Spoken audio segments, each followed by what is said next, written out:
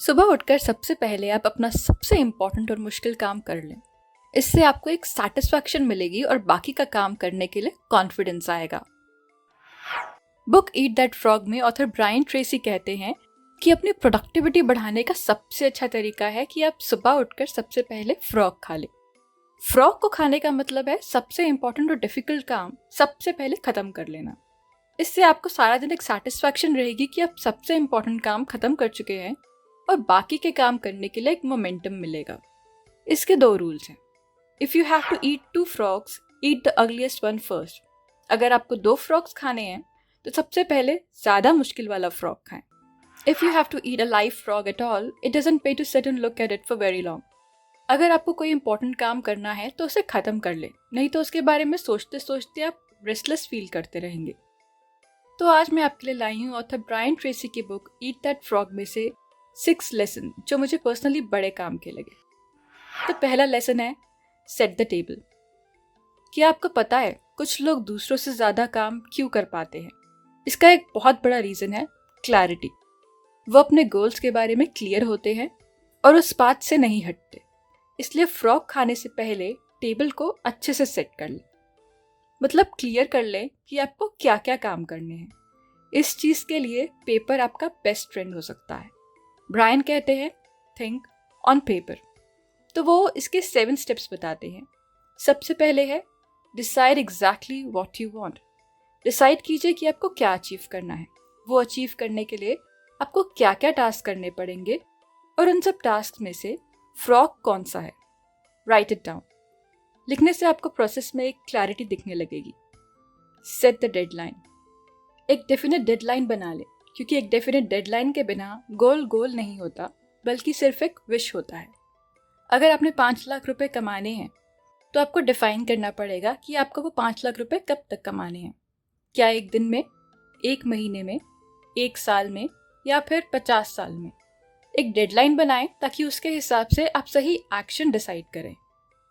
4th point है make a list of everything that you will need to do to achieve your goals. List बनाने से आपको उस गोल को पूरा करने के लिए एक ट्रैक दिखाई देने लगेगा। Organise the list into a plan. इस लिस्ट को प्रायोरिटी के बेसिस पर ऑर्गेनाइज करें और एक प्लान ऑफ एक्शन बनाएं। Take action immediately. बस अब अपना काम करना शुरू कर दे।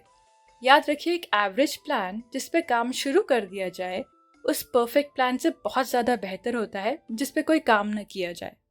Resolve to take action every single day that moves you towards your goals. अब अपने प्लान पर रोज़ एक्शन ले। आपको इन एक्टिविटीज़ को अपने डेली रूटीन में शेड्यूल करना पड़ेगा।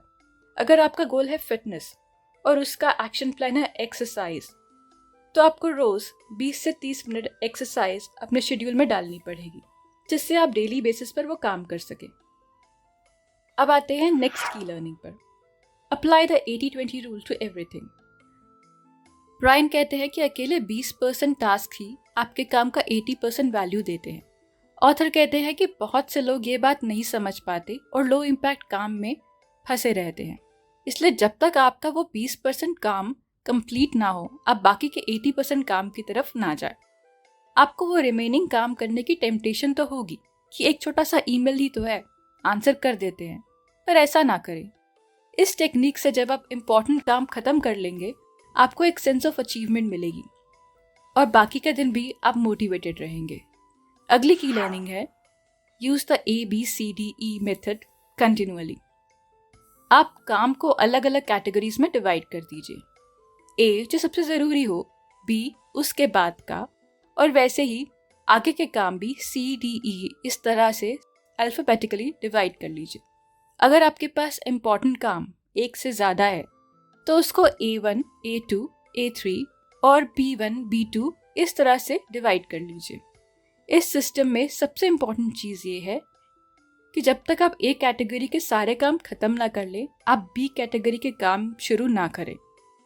वैसे ही जब तक आप B कैटेगरी का काम खत्म ना करें, आप C कैटेगरी का काम शुरू ना करें। नेक्स्ट की लर्निंग है prepare thoroughly before you begin. काम शुरू करने से पहले आप बिल्कुल तैयार हो जाएं। अगर आपको किसी टूल्स की ज़रूरत है तो आप वो टूल्स हैंडी रखिए। कहीं ये ना हो कि काम के बीच में आपको वो लेने के लिए दूसरे रूम में जाना पड़े। इससे आप फ्लो में काम कर पाएंगे। अपने वर्क डेस्क को क्लीन रखिए।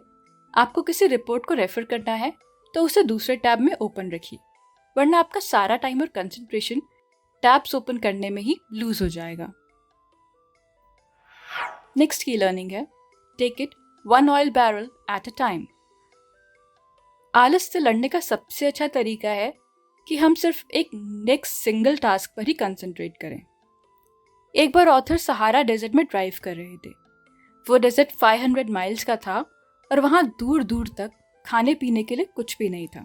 अब ऐसी जगह पर ड्राइव करने से कोई भी परेशान हो जाएगा।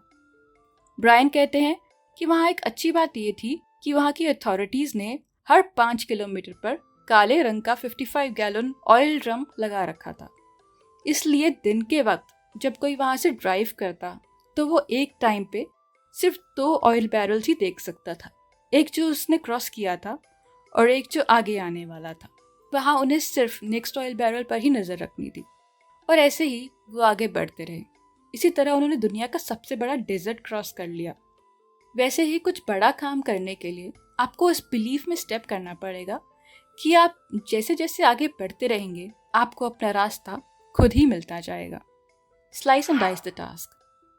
जब कोई काम हमें बहुत कॉम्प्लेक्स लगता है तो हम उसे टालने लगते हैं, पर ऑथर ने इस बुक में उस प्रॉब्लम का भी एक सोल्यूशन दिया है। आप एक बड़े काम को छोटे छोटे स्लाइसेस में डिवाइड कर लें। ऑथर इसे कहते हैं द सलामी स्लाइस मेथड। इस मेथड में आप वो सारे स्टेप्स एक एक करके लिख लें जो आपको उस गोल को अचीव करने के लिए चाहिए, और फिर एक एक करके वो काम करना शुरू करें।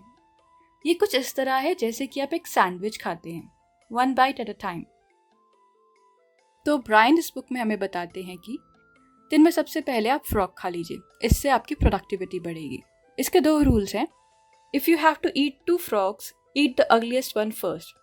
Second, if you have to eat a live frog at all, it doesn't pay to sit and look at it for very long. इंसान रिजल्ट ओरिएंटेड होता है। हमारी एक डीप सीटेड नीड है कि हम अचीवमेंट फील करना चाहते हैं, और हम जब सबसे सिग्निफिकेंट काम कर लेते हैं तो हमारे ब्रेन में एंडोर्फिन्स रिलीज होते हैं, जिससे हमें एक नेचुरल हाई मिलता है और आपको बाकी का काम करने के लिए कॉन्फिडेंस मिलता है। मैंने आपको ये बातें बताई हैं the book eat that frog में से। इस बुक में 21 ऐसे प्रोडक्टिविटी के टिप्स हैं। मुझे लगता है कि आपको ये बुक ज़रूर पढ़नी चाहिए। मैंने लिंक डिस्क्रिप्शन में दे दिया है। Thank you for listening. Comment करके ज़रूर बताएं कि आपको ये समरी कैसी लगी। Keep watching and keep working.